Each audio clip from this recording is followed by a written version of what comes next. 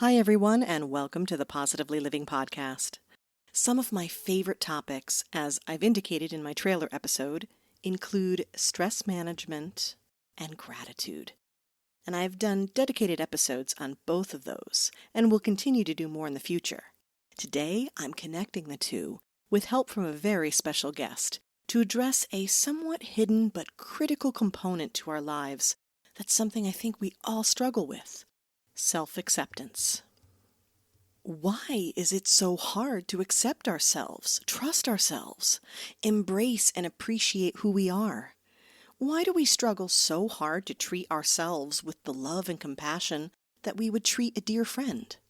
Today, Dr. Jane Tornatore is helping us unravel this strange tendency that keeps us stuck and stressed.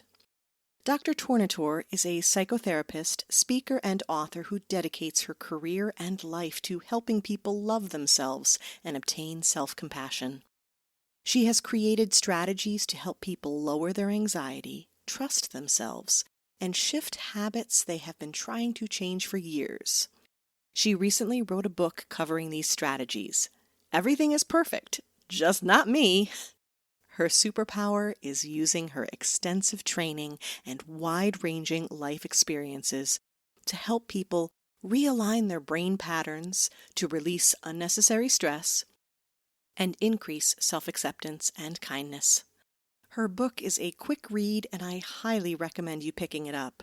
I was also going to tell you that it's a budget-friendly option on Amazon, but even better, she's offering it as a gift to you if you go to her website, everydaylove.me. Jane and I have a laugh-filled, real, and open conversation that embodies my description of loving a little woo and science too. Yes, we're talking about loving ourselves and what that means, but we're also digging in deep to how our brains are well-meaning but sabotage us at every turn. How we are the cause of our own stress more often than not, and how there is power in choosing how we perceive our feelings, how we embrace habits like gratitude to create new neural pathways in our brains, and how the way we speak to ourselves has more impact than we realize. Words truly matter. Jane even has a dedicated list of words she wants to ban from our language. Considerably different from George Carlin's, just to be absolutely clear. But she lists them in our conversation, so be sure to listen for that. In my first year coaching others to declutter their physical items, I realized how much of our clutter is inside us. We hold on to obligations and perceptions and beliefs, usually negative. We make unreasonable demands and have even more unreasonable expectations of ourselves. The phrase, "stop saying should," kept coming up for me as I realized how we talk to ourselves matters as much as how we talk to others, if not more. Spoiler alert, one of Jane's words is also should. I think we can all agree that kindness matters, and I firmly believe we need to start with being kind to ourselves first. The benefits are far-reaching, and with the right initial effort, self-acceptance can become an automatic part of your life, also known as a habit, that not only serves you, but others too.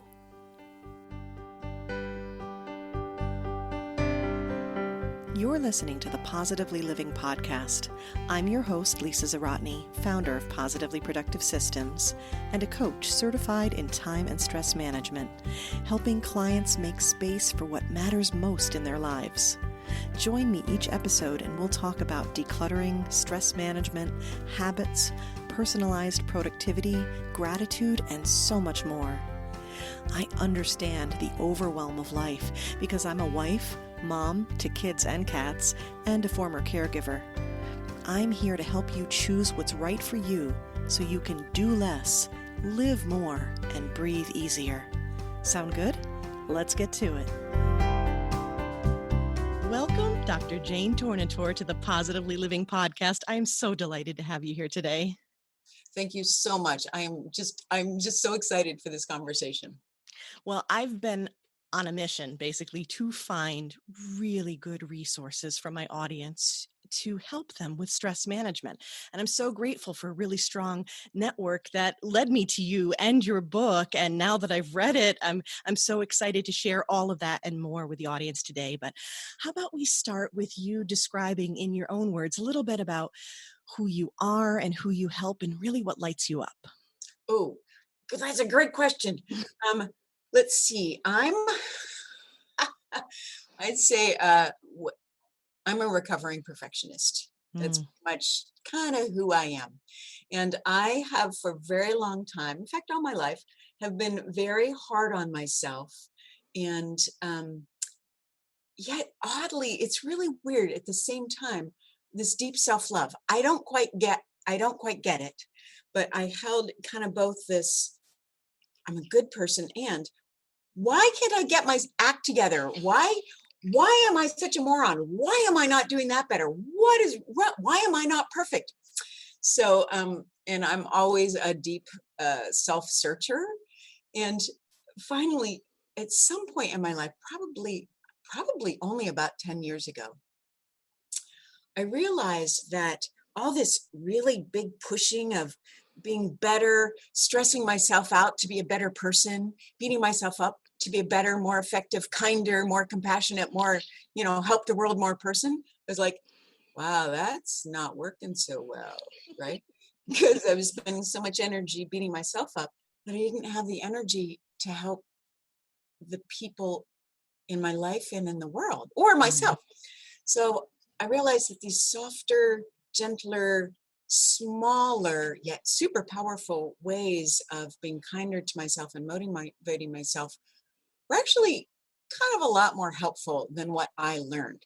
So basically, I'm a person who's struggled a lot with anxiety, with stress, with lack of self-compassion, and I used all that to come up with tools and to research tools and find tools and gather tools to help other people who might be experiencing the same thing. I love that. I mean, you've walked your talk. You've Pretty much, experienced it. And, right? and that's what I called myself, one of the biggest hot messes that you'll ever see of somebody who's into and specializing in productivity and Right? organizing. And that's okay because it really does encourage us to search out these tools and also to have the compassion for others. I'm sure when you said recovering perfectionist, how many of us are raising our hands right Right? now, right? Yeah, exactly.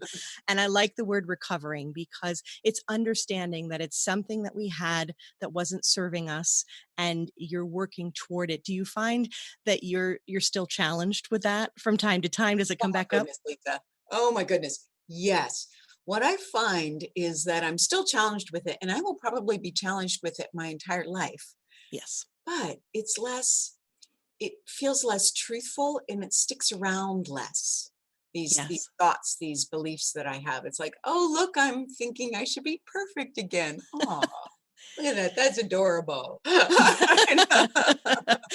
not working. What was that? Yeah. I know. So, yeah, but that's the wonderful thing is that you've created this awareness. This is what we're trying to help people with, right? To create Yeah. this awareness, to catch it and to turn it around, which is a beautiful kind of resiliency. Yes, absolutely.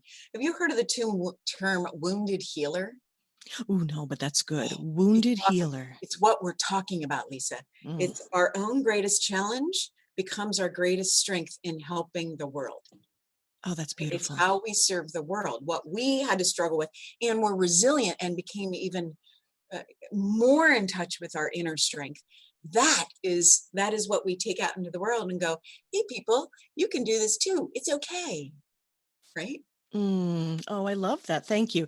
I'm going to, yeah, that's going to be a phrase that's going to stick with me for a while now. And it's True. Yeah. that beauty of going through something that's really difficult, finding a purpose with it, and then being able to share it with the world. Yeah.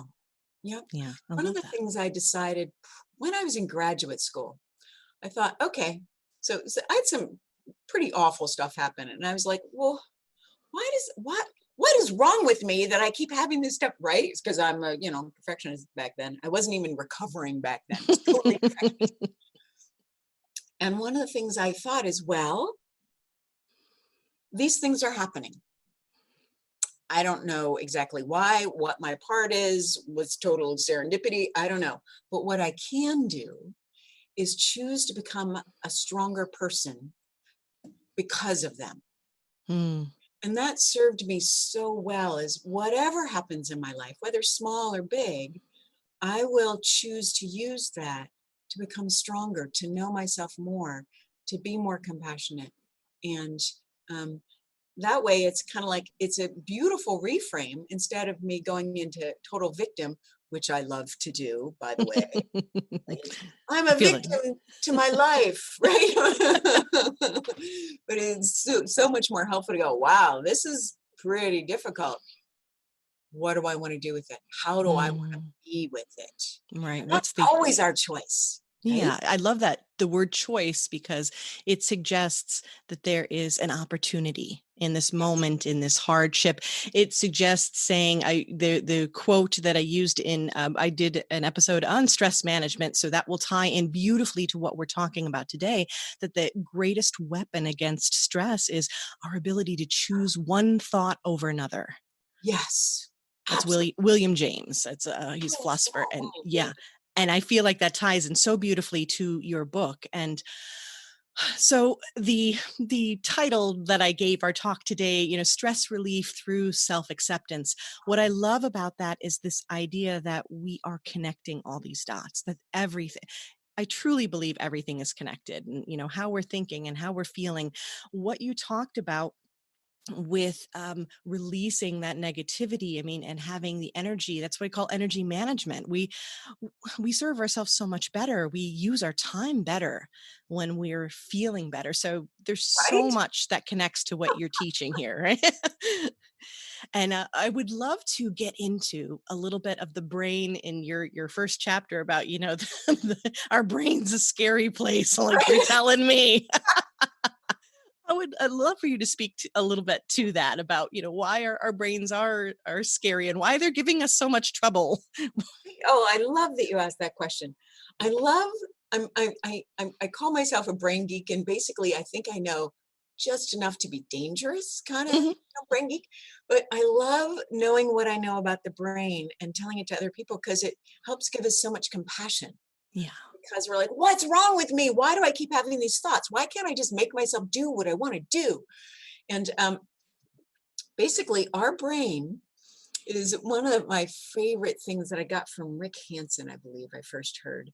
Is basically, our brains are like Teflon for positive and Velcro for negative, right? Right? So, when somebody gives you a compliment, you're like, yeah, thanks. And you kind of bat it away if you're like me. And although I'm working on that. But Mhm. but if somebody gives you a negative comment, like I used to give a lot of talks, and I would give out uh, uh, questionnaires afterwards, Yeah. and I would get like 99% positive and one negative. Which do you think I focused on? I bet I can guess. It was like, Yeah. really, Jane, 1 out of 99, and you're giving all your energy to that. But our brains are set up that way. Mhm. Basically, there's something, the neocortex is the newest part of our brain. Mhm. And when we're not fully engaged, when we're in that flow state where we're just doing what we're doing and we're totally there and it's all awesome, Yeah. most of the time we aren't there. And when we aren't there, our brains are going, okay, there's got to be a problem. I'm going to find a problem. There's got to be something wrong. Let's find what's wrong. Let's look around. Okay, you see danger? There might be danger. Let's see if that's danger. And it's constantly scanning for danger, Right. which is awesome back when we were, just becoming humans and we were in the savannah and there was real danger. We needed to look for big animals. We had to figure out which food was poisonous and which would nourish us.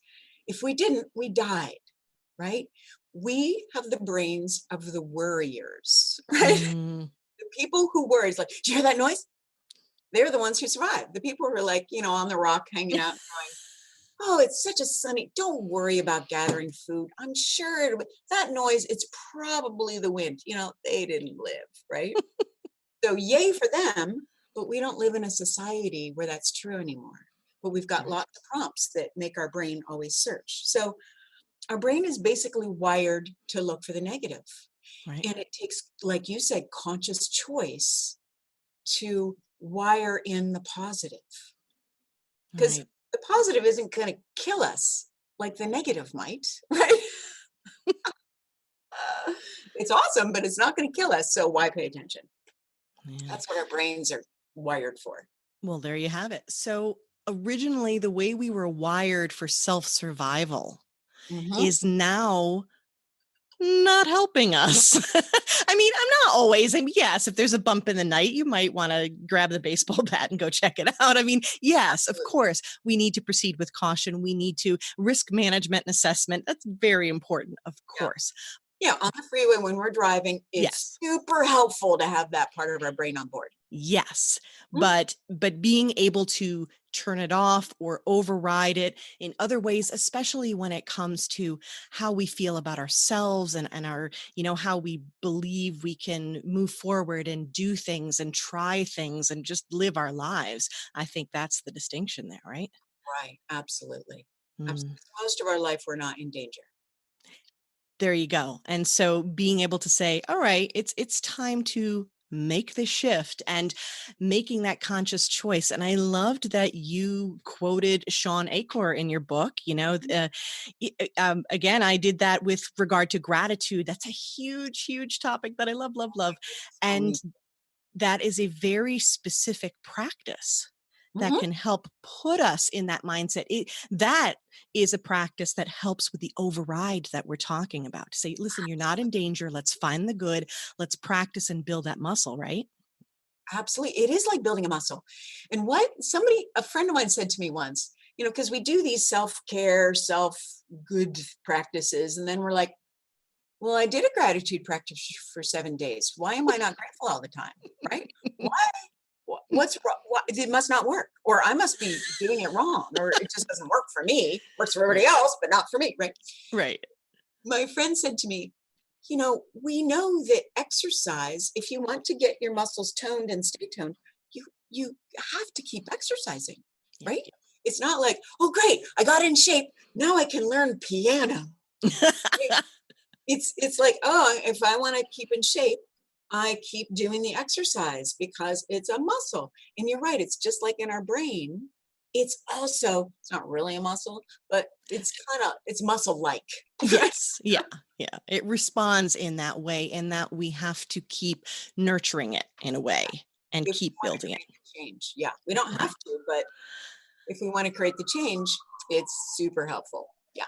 Exactly. Okay. I love that because and I know it can feel discouraging. We're like, wait, I have to keep doing that because wouldn't we all like to get in shape and then be like, okay, you can find me on the couch. Right, exactly. Now I'm in my TV watching phase. Right. Right. Ooh, I really like that. Okay. If Right. we can figure this out, this will be so, so good. But Right. yes, at this point, it needs to be a continuous practice. But the good news is there are so many different ways to do it. And, even in your book, you indicate a few really, really simple ways. There's so many ways. I have a group dedicated to that. And it's not about the type of practice or how you incorporate it. It's simply that you do it. And Yes. that's the beauty of it. Exactly. It's so much. I'm a person who, from kindergarten, I have a story about how I like to make things difficult, but but it's really striking to me how simple things are. We Yeah. like our brain likes to make them difficult, Yes. but frequently they're much simpler than we thought. Can I tell you a story about how I made my life super difficult even as a little kid? I would love for you to I've tell us never a told this story. story in public before, but it's hysterical, I think. Excellent. First time I was here. I was in kindergarten and I desperately had to go to the bathroom. And so I went into the bathroom and I had this cute little outfit with a skirt and little suspenders on. And I'm trying to get the suspenders off. And I'm really having to go to the bathroom and trying to get these suspenders, of course, attached and back. So I'm desperately crossing my legs, trying to get the suspenders off. And then I finally get them off, pull down the skirt, sit down. And then I'm sitting there going, I have a skirt on. Skirt on. I, I said it with you. I really, right? yes. Like, I've got it. All I had to do is pull the skirt up. But that's how my brain learned to be. It's like, no, it's got to be can't be easy. Right. That's wrong. So many of us do this in our own particular way, especially perfectionists. Our particular, no, it's got to be harder than that. It's got to be like productivity. One of my favorite things is if I'm overwhelmed and I'm doing something I don't want to do, so I'm not doing it. Mhm. I set my timer for 15 minutes. And then, as you know, like after 15 minutes, most of our inner resistance is done. But that 15-minute timer has gotten my butt in gear more times than I can count. It's like, just do it for 15 minutes. You don't have to do anything more, just 15 minutes. And then I'm kind of like, oh, well, this isn't bad. I'll keep going. Or if I want to, I'm like, no, I'm done. I did my 15 minutes. Yay, me, right? Yeah, yeah. I really appreciate that because it's something that I suggest to my clients a great deal is to just this week I had a conversation with one of them about your brain wanting to sabotage you. Nothing personally. It's not like it wants you to fail. It's just like, listen, I'm here to protect you and I feel like this is going to be a really, really difficult task. Right. Whether it's not, it doesn't matter that it is, but the brain's your worrier. Oh, I think the Disney movie Inside Out did such a great job showing Right. those elements of your brain and how we're, wait a minute, is this, like you said, going back to this idea of, is there a threat out there, And Right. so I think with those tasks and productivity, our brains are like, I don't know, that seems like it's really going to be difficult. I know. So one of the best tricks, and you just described it, is setting a timer and making this promise to yourself, just 15 minutes, Jane, that's all, 15 minutes. And then you can stop, you can totally stop. And if you keep that promise to yourself, then the next time the brain goes, oh yeah, we did that 15-minute thing. It kind of worked. It kind of worked. If you push further. Now, if you have an agreement and you feel really good about it, fine. You always have to go with what feels best. Yeah. But if you keep that promise and do 10 minutes or 15 minutes, or maybe the Pomodoro technique, 25 minutes, whatever it happens to be, and you keep the promise and you take the break, then your brain won't be so much inclined to be like, yeah, you said it was going to be 15 minutes last time and it was an hour. I'm not doing it. It's like a relationship. We have a relationship with our brain that we really have to Oh, I love honor, right? that. I love how you said that. We have a relationship with our brain. Yeah. Mm-hmm. Beautiful. Yeah. So it's not making the brain bad. It's No. just there to protect us. As you Yeah. said, it's like, no, that's going to be difficult. Don't do it.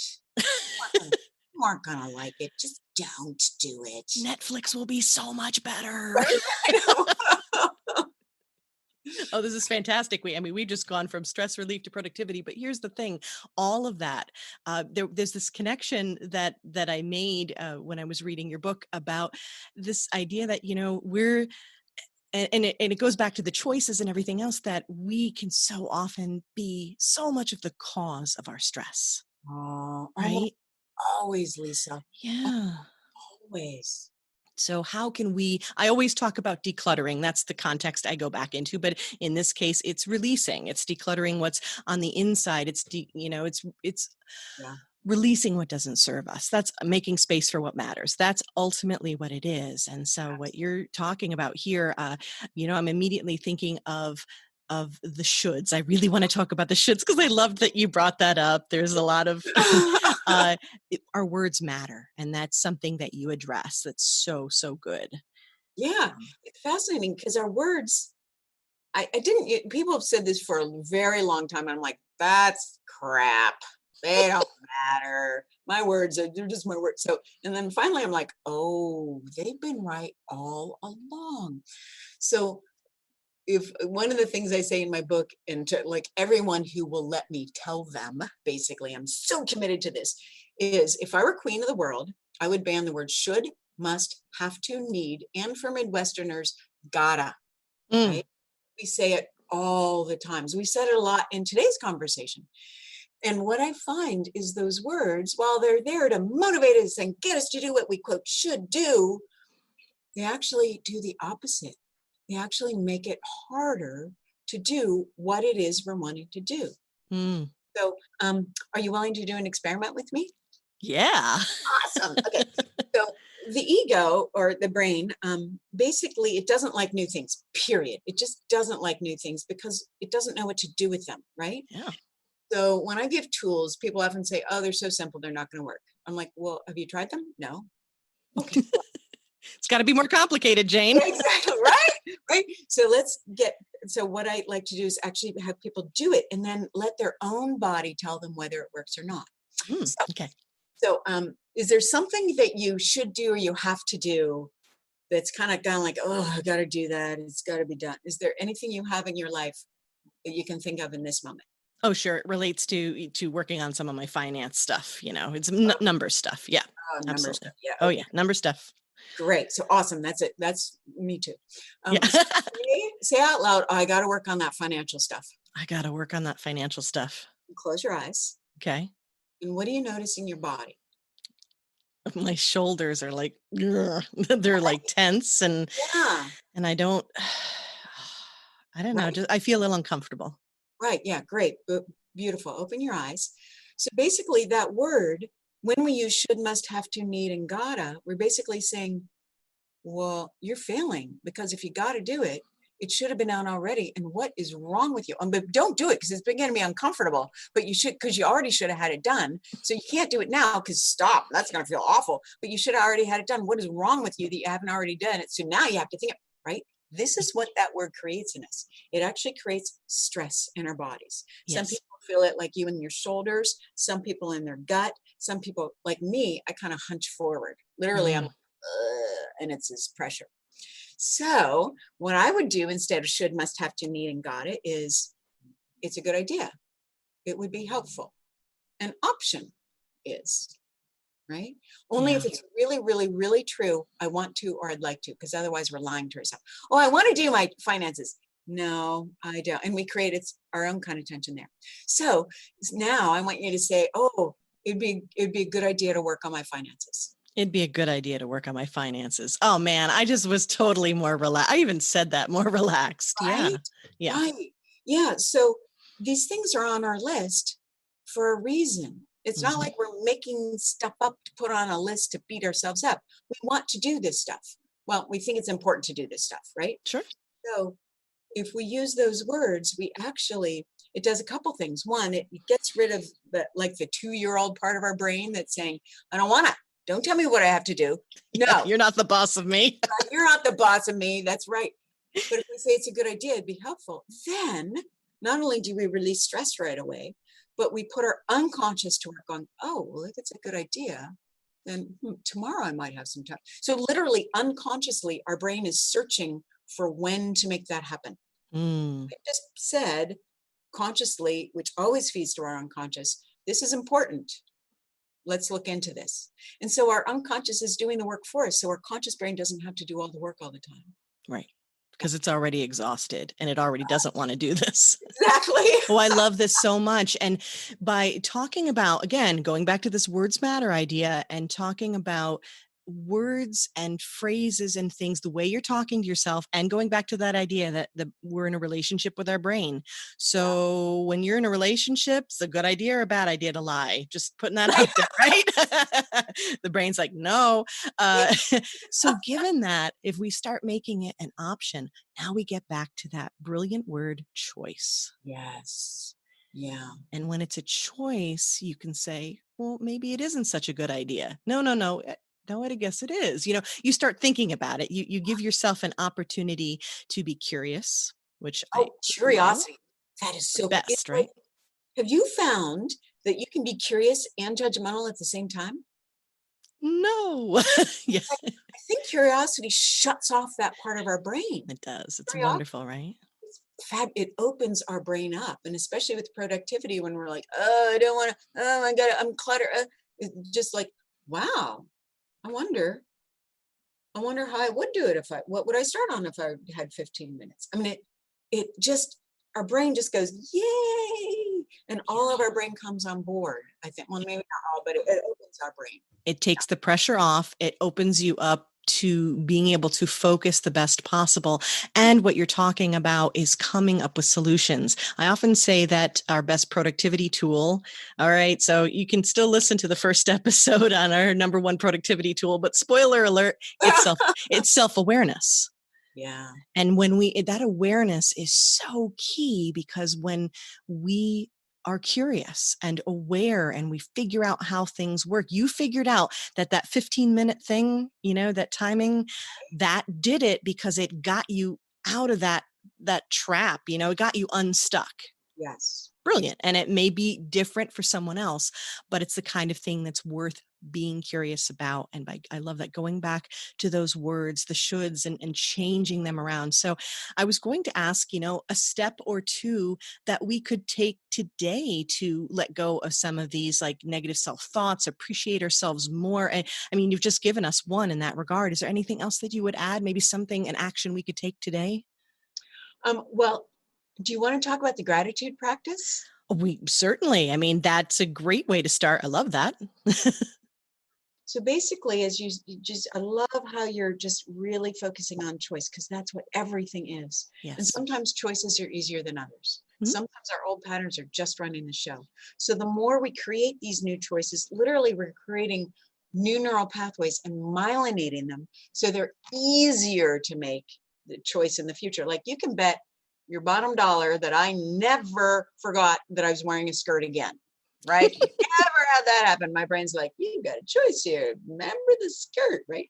So what I love to do with gratitude is I do it every morning and every night. Because in the morning, we're kind of setting how our brain is going to be for the day. We're saying, here's what I want you to do, which is why getting on your phone first thing in the morning just screws with productivity, right? And self-agency. But so I wake up in the morning and and it's really only 30 seconds of gratitude. And then before I go to sleep at night, I think 30 seconds of gratitude, because at night, our brain is wiring all the memories for the day, right? And you're firing the neural pathways of gratitude as you're processing all the memories and all the information to store. Gratitude is part of that. Like, wow, yesterday was pretty sucky, but I was still able to sleep. That's awesome. So gratitude, once again, we're putting our unconscious brain systems to work for us. So what I do, because I'm a perfectionist, and when everybody says make a list, and I'm like, but my list is boring. Or why do I say my cats again? Or can't I think of something new? Really, is that really important? I mean, so I would criticize my list. Is that important enough to be on my gratitude? Yes, we've had this discussion in my gratitude group before. I'm like, no, really, you can say, well, you know how many times I've had ice cream on my list? I just want to put that out there. Yeah. Love ice cream, especially Haagen-Dazs rum raisin. Oh, my favorite. Right. So I decided, for many people, the list works. For me, it doesn't, because it would not put me in gratitude. So I would literally think of something like my cats, because they're always on my list. Mm-hmm. And I would just feel my gratitude for my cats. And for me, when I think of my love for my cats, my heart just kind of like expands and gets all warm. Yeah. So I just imagine that feeling of my heart expanding and getting warm for 30 seconds, and then I'm done. Love it. Yeah. So it's a super simple, there are two things that we're talking about today. We're talking about choice over what you're thinking, the thoughts you were choosing to think, Right. and two, creating neural pathways to make another choice easier. Yes. And I love what we're not talking about is repressing. Repressing never works. So one of the models that I give people is, as you said, like, get it out. Like, this is clutter in us. Get them out. So feelings are one of the things we can really clutter ourselves with. Like, there's nothing wrong with feelings, but most of us don't just feel them. Most of us either repress them, saying, oh, I don't want to feel angry. Oh, I shouldn't be mad. What is wrong with me? I shouldn't. Stop it. Stop it. Be positive. Stop. We repress. And there's a lovely phrase, that which we resist persists. That's a good phrase. Yeah. So if we're repressing what's actually happening in our brain or our body, we're actually keeping it around, because our feelings were meant to flow. Like, research shows that when we have a reaction to something, a thought or an event, if we just are there in the flow of it, our body's chemical reaction is done 90 seconds to 2 minutes later, right? Our body's like, okay, got it. Whew, yeah, processed. Most of us, including me, it takes longer than that. So we either repress or we feed it. And that's, of course, I'm angry. He did that. Or, God, I shouldn't have done that. What a jerk. What an idiot. How stupid was that? So we actually feed the feeling. So while we're processing, our body's like, okay, I'm letting it go. We're like, and here's more chemical activation, here's more. So most of us bounce between repression and feeding. Hmm. We go back and forth. I do. So, but if we just sit there and literally feel the physical sensations of what's happening in our body, it, it's possible for it to go in 2 minutes. I've never gotten to 2 minutes. Because it's Theoretically, we could. theoretically it's possible to do it in 2 minutes. So, if you can't do it in 2 minutes, let yourself off the hook. Right. But at least consider if that potential exists and we allow the feelings to be what they are, which is indicators of something that's happening. And we go back to that Yes. idea of being curious about them and being like, okay, I'm pissed off right now, and letting it flow through. You could have the potential to be, done in an afternoon instead of holding on to it for the entire weekend and letting it basically ruin everything else that you're trying to do, because that feeling, right? If you're listening right now, I know you've had that time when Right. you felt that, like, just major frustration, and you're hanging on to it, and then it sours so much else. Yeah. And what a shame that is. So Yeah. And if you can bring curiosity in and go, um, wow, this feel is really, it's strong. Wow. In fact, if we notice when we're doing those old habits of like, mhm. if we actually literally really pay attention, it kind of feels good, right? Yeah. There's this intensity. We're alive. Many of us feel, especially if we're angry, we feel righteous. Well, I'm right and they're wrong. And righteousness, if we pay attention, feels good, right? Mhm. Of Oh course, yeah. for a while. Yes, it's energizing immediately, and Yeah, then later on it's draining, which we don't yeah. realize because we're in the moment. So, Right, exactly. Exactly. But just paying attention, like, wow, look at this. Oh, no wonder I do this. It actually feels good for now. And my brain thinks it's going to keep feeling. Oh, interesting. And so just bringing curiosity when we're having our natural reactions can mhm. actually help it flow faster.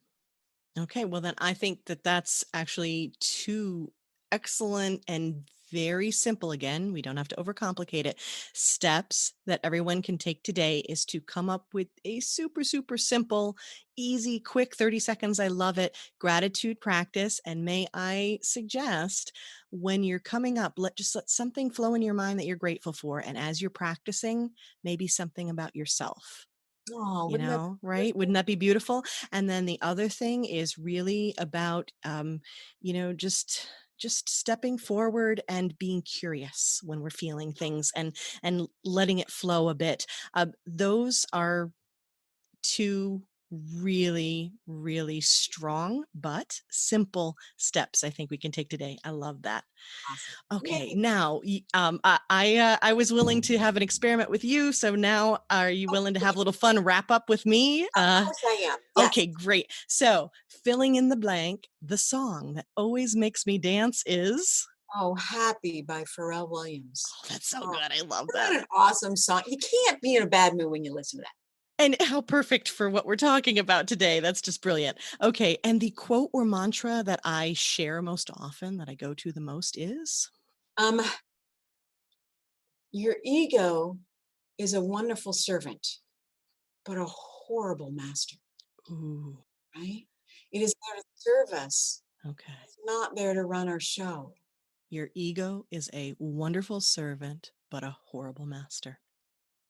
That's a good one. And then, last but not least for today, what or whom are you grateful for today? Oh, golly. Well, my cats. Yay! And rum raisin ice cream, Haagen-Dazs, Rum shout raisin out. ice cream.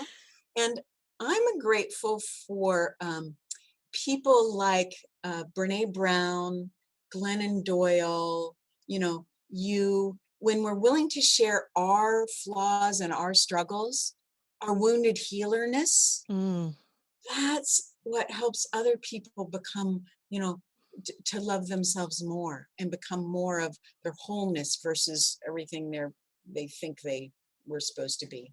So right. I'm grateful for the people who can show their struggles, and that always helps others.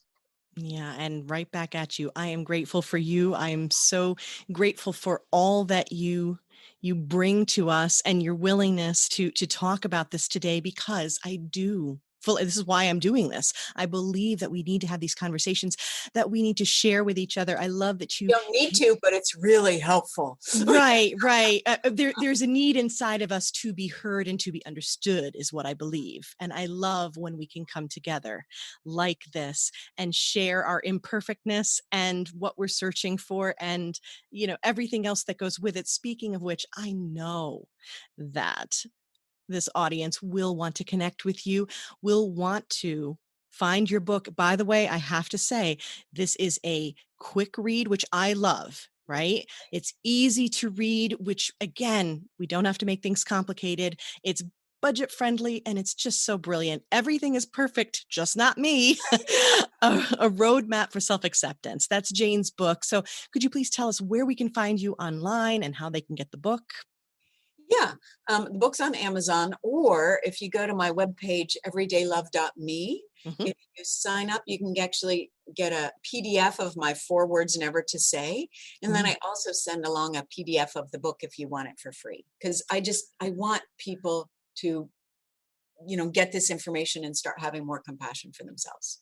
Thank you. Then that is such a gift. And you've been such a gift. I will make sure to have all of the links to find Jane online and to get the book in the show notes. Thank you, Jane. Awesome. Thank you so much, Lisa. Thank you. I appreciate that you're shining your light in this world and you're sharing it with us. Thank you. When we don't love ourselves, we give others the burden to prove us lovable. Jane Tornatore. Thank you for joining me on the Positively Living podcast. Your time is precious, and I'm honored you chose to spend it with me. If you'd like more information on today's show, you can find a link to the show notes on positivelyproductive.com/podcast.